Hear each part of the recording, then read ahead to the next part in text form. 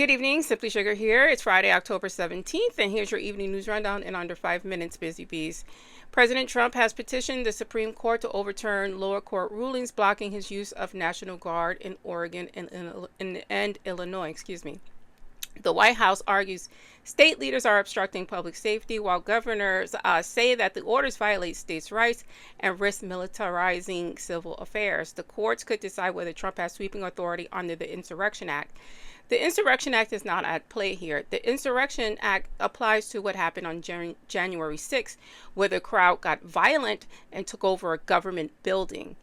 Using our constitutional rights to gather peacefully and protest what's going on in the government is protected speech. It's not Antifa, which it doesn't exist. Antifa means anti-fascist, and I love that people keep using that Antifa word. It means anti-fascist, and again, the United States is anti-fascist because we are a democracy. We're not supposed to like fascists. Just saying.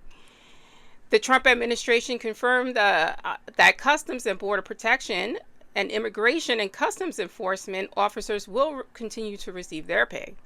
Over 70,000 Homeland Security employees will get a super check by October 22nd, covering hours worked under emergency appropriations. Meanwhile, other federal departments, including the IRS and education, remain without pay funding.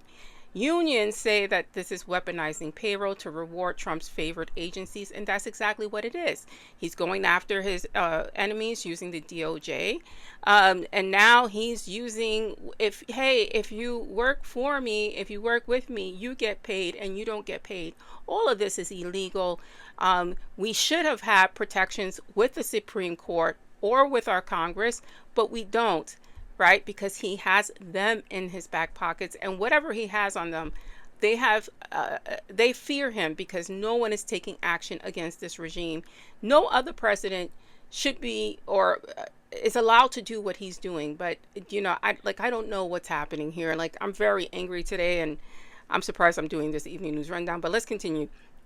A Washington Post investigation found that ICE has greatly expanded domestic surveillance, targeting not only undocumented immigrants, but U.S. citizens labeled as Antifa. Again, we are all anti-fascists.